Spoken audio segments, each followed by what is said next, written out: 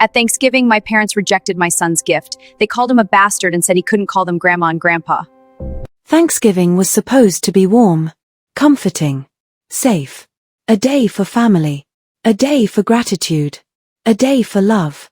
At least, that's what people say. For me, it had always been complicated. But this year, I tried again. For my daughter. For 7-year-old Lily. Bright eyes. Kind heart. Always smiling. Always trusting. She had been excited for days. "Mom," she said, jumping on my bed. "Will Grandma make pumpkin pie?" "Yes, sweetheart," I smiled. "And Grandpa will probably burn the turkey." She laughed. That soft, innocent laugh. I promised myself nothing would ruin it. I was wrong. We arrived at my parents' house at 4. Big house. Perfect lawn. Perfect windows. Perfect outside.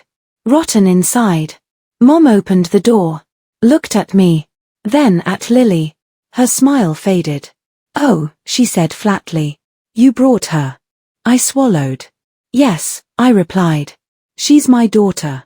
Mom stepped aside. No hug. No welcome. No happy Thanksgiving. Just silence. Dad sat in his chair. Remote in hand. Didn't even look up. "Dinner's at 5, he muttered. We sat on the couch. Lily held my hand.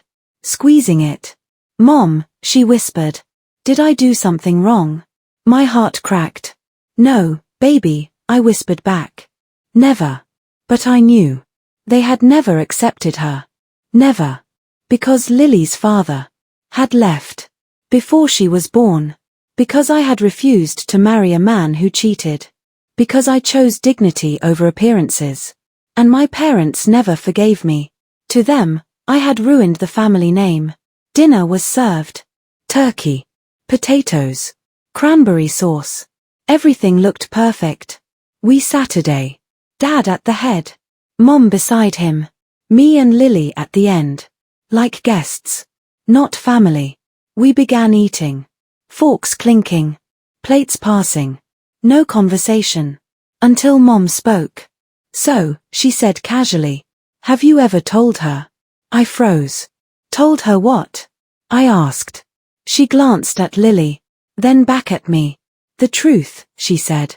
My stomach dropped. "What truth?" I whispered. Dad snorted. "About her being, you know." He waved his hand. "Illegitimate." I felt dizzy. "Excuse me?" I said. Mom sighed dramatically. "Don't act surprised," she said. "She's a bastard." The word hit like a slap. Hard. Sharp. Cruel. Lily stopped chewing. Looked up. "Mom," she whispered. "What does that mean?"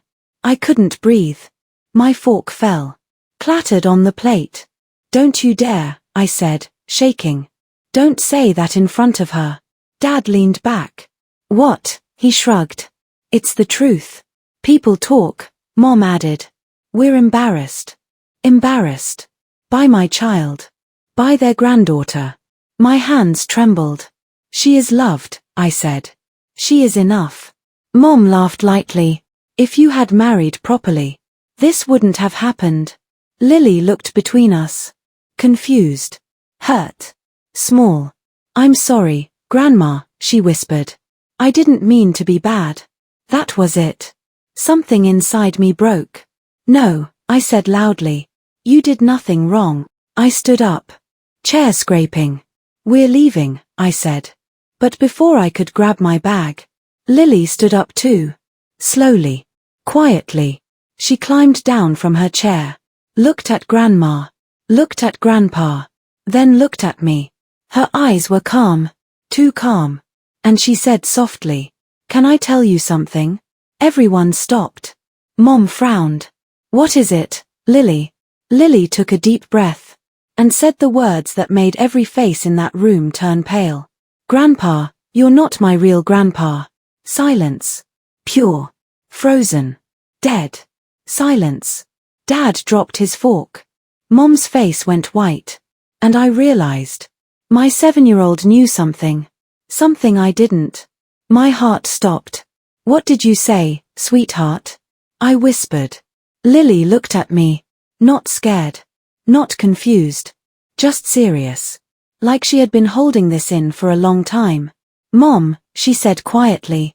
The nice man at the hospital said Grandpa isn't your real dad. The room exploded. What? Dad shouted.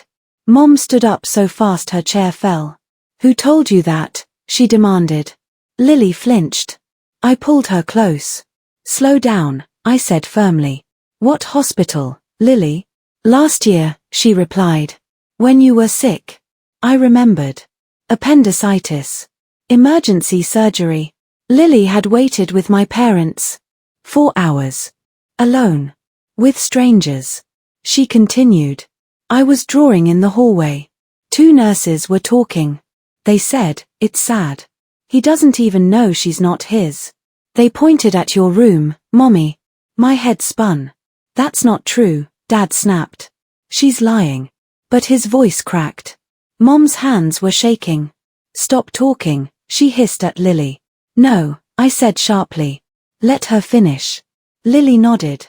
Then later, she added. A man came. He cried when he saw your picture. He told me, I'm your mommy's real daddy. I froze. What man? I whispered. Tall, she said. Grey hair. Kind eyes. Dad's face drained of color. Mom sat down hard. You knew, I whispered. To her. You always knew. She started sobbing. I was young, she cried. I made a mistake. It was one night, she continued. Before I met your father.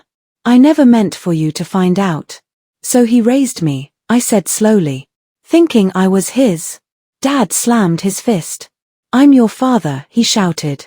I changed your diapers. I paid for everything. Yes, I replied.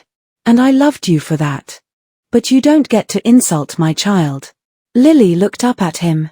You're still my grandpa, she said softly. But you're being mean. That broke him. He covered his face. Mom whispered. He's been trying to contact you for years. Who? I asked. Your real father, she replied. I blocked him. My stomach dropped. You stole my family, I said. And called my daughter names. The hypocrisy was unbearable. My phone vibrated. Unknown number. One message. I'm outside. Please let me explain. My breath caught. Outside. Right now. After all these years. The truth was knocking at the door. Here is part 3, final resolution, around 1500 characters, emotional reunion plus healing plus powerful ending. My hands were shaking as I stood up. I'll be right back, I told Lily softly. I walked to the front door. Opened it. A man stood there. Mid-50s. Grey at the temples. Nervous eyes. Holding a worn envelope. I'm Daniel, he said quietly. Your father. For a moment, I couldn't speak. All I could do was stare. At the face I had never known. At the missing piece of my life. I've been looking for you for 20 years, he continued. Your mother never replied. He held out the envelope. Inside were letters. Dozens. Unopened. Stamped. Returned. My name on every one. My knees weakened. I wanted to be there, he whispered. For you. For her. Tears streamed down my face. Behind me, Dad stood in the hallway. Watching. Silent. Broken. I raised her, he said finally. Daniel nodded. And I'm grateful, he replied. You gave her what I couldn't. They looked at each other. 2 men. One by blood. One by love. Both part of me. Back at the table, Lily climbed onto Daniel's lap. Hi, Grandpa too, she smiled. Everyone laughed through tears. Even Mom. That night, something changed. No more insults. No more secrets. No more pretending. Mom apologized. Again and again. Dad apologized to Lily. On his knees. I'm sorry, he whispered. She hugged him. I forgive you, she said. Because children know what adults forget. How to love. We left later. Not broken. Not angry. But lighter. Months later, Daniel became part of our lives. School plays. Birthdays. Sunday lunches. 2 grandpas. 1 strong little girl. And a family rebuilt on truth. That Thanksgiving. We finally had something real to be thankful for. Blue Heart.